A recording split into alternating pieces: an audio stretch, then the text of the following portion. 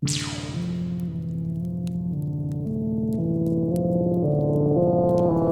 folks.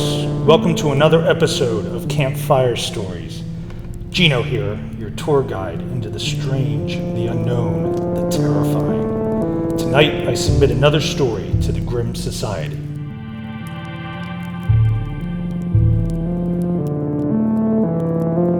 Lost time. What happens when one strange event cascades into life-altering consequences? Growing up, I ran with a fairly large clique. We had all met when we were kids in elementary school. Over the years, we all remained friends, but Mark, Chet, Marty, and I became thick as thieves. When graduation came, Marty broke it to us that he was going to college out of town. Initially, I was kind of bummed. Happy for him, but bummed nonetheless. When he told us where he was going, that bummed feeling turned around real quick. The school he was going to was only about 2 hours away, and it was known as kind of a party school. That summer was a blast. Even after that, we all got together pretty regularly. Marty was only 2 hours away, and the rest of us were working or going to school locally. Most weekends, either Marty would make his way home, or we'd make the trip down there. Over time, we would hang out less and less, which is the way of things. Me personally, I got a job in sales and found I was quite good at it. The money was outstanding, but it was very time-consuming. Eventually, it became an extreme rarity for us to even all get together. One evening, out of the blue, I got a call from Marty. By this time, it had been well over 6 months since we were all able to hang out. Marty told me that him and his roommates were throwing this huge party.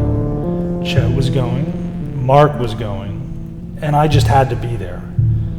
Initially, I told him no. I had too much work and couldn't get out of it.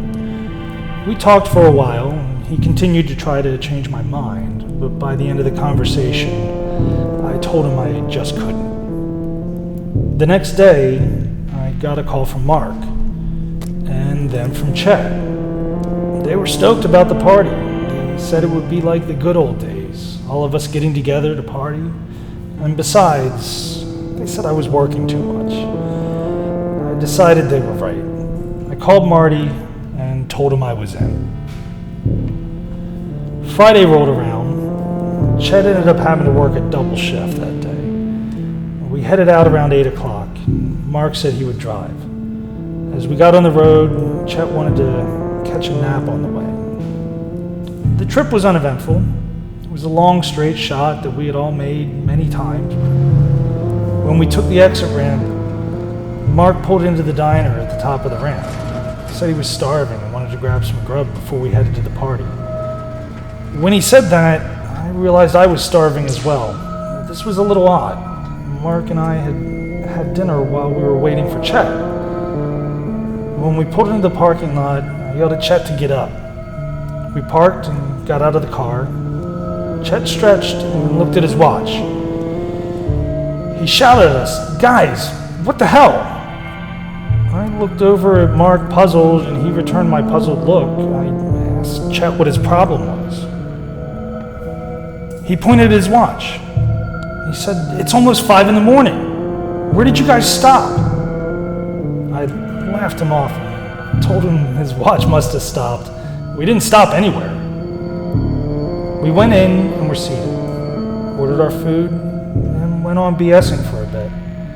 At one point in the conversation, Chet pointed over at the wall and said, "Stop screwing with me, guys." I looked over at the wall. There was a clock on the wall that read 10 after 5. I looked back at Chet. He was now pointing at his watch that also read 10 after 5. I blurted out to a passing waitress, "What time is it?" She pointed at the clock and said, "Almost quarter after." Chet and I continued to go back and forth. He insisting we blew off the party, me countering that we didn't and had no idea what was going on. Mark was just sitting there with with a blank look on his face. The waitress brought our food and asked us to keep it down. Chet scarfed his burger down and got up from the table. He made his way to a payphone outside the window by our booth. He dropped a quarter in and dialed the phone. I could tell it was not a pleasant conversation. He came back in and told us Marty was pissed, and he just wanted to head home. We paid our bills and left the diner. On my way out, my stomach dropped. The sun was coming up. At that moment, the whole situation started to settle in. What was going on? I know we left at 8. I know we didn't stop anywhere or get lost. It felt like 2 hours, but the sun's coming up.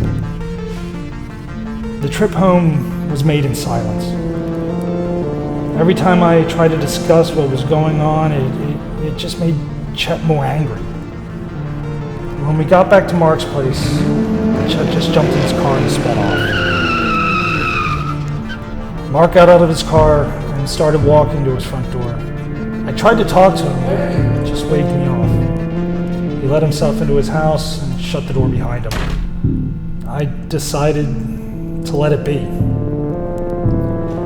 The following week, I was offered a promotion at work. It was a great opportunity, but it required me to move. At this point, I was eager to put this all behind me and accepted the position. Over the next few years, I went on with my new life. My career took off. I met and eventually married my amazing wife. We were planning a family. Everything was great. When I was 25, I began sleepwalking. I had never sleptwalked in the past, but one of my sisters did. My wife didn't seem to notice, but she is a heavy sleeper. I only knew because I was waking up in strange places around the house. Things progressively got worse with the sleepwalking. Now I was waking up in really strange places. Once sprawled out in the backyard, once on the front porch. Oh, yeah. And the time I woke up naked in my car. I had had enough of this. I went to my doctor. He said it was probably stress and prescribed a mild sedative. This didn't seem to help. One morning, I woke up in our attic. Through the small window, the sunrise woke me up.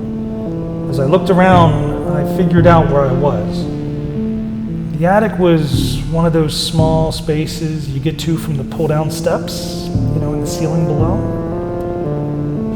The steps were closed, and even though my wife was a deep sleeper, there's no way opening that didn't wake her up. The springs on those hinges made a ton of noise. While I was trying to contemplate this, I noticed the floor. The floor was covered in dust that was not disturbed. Somehow, I made my way to the back of the attic without leaving a mark in the dust. When I opened the step to come down, my wife startled awake. I apologized and closed the steps.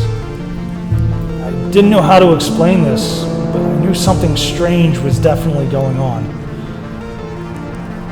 Thinking back, there was this, the sleepwalking, but the first time something strange ever happened to me was the night of the party trip with Mark and Chet. I thought maybe I should get in touch with them. It had been years since I last talked to them.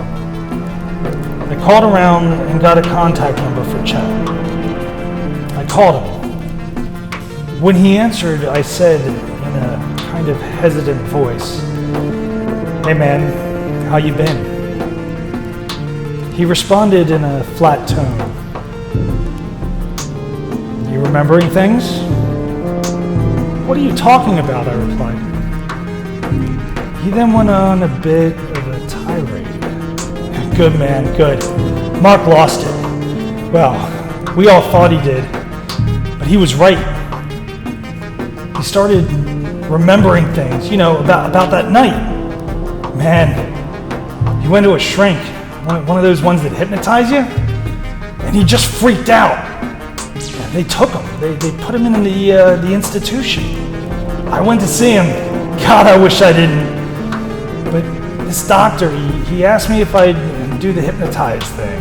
He said that Mark seeing me go through it and not remember anything might ground him or something like that. I just wanted to help him, you know? I did it. But when I woke up, there were 3 big guys in white outfits trying to grab me, but I got away. They didn't even chase me, but I remembered everything. You don't want to, man. You don't want to.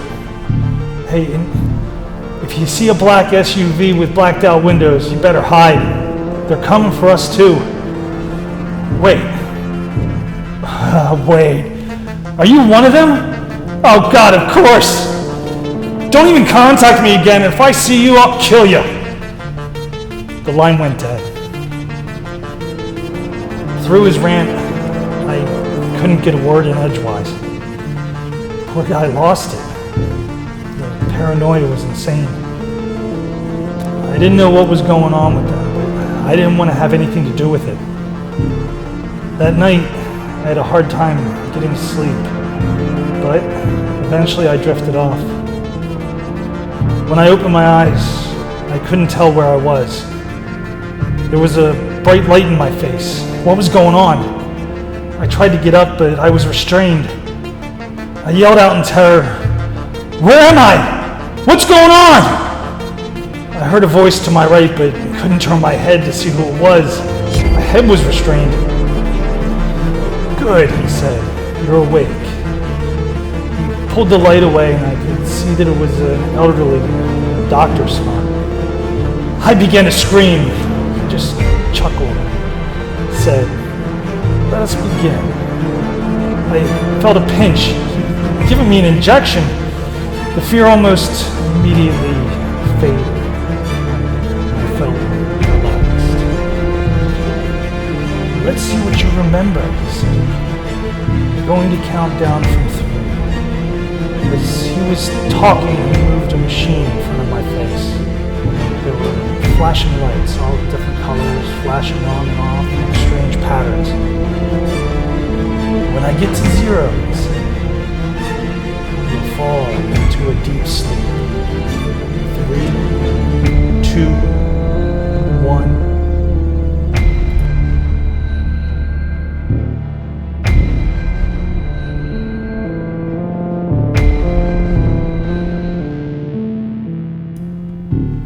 Hey folks, thanks for listening to the end.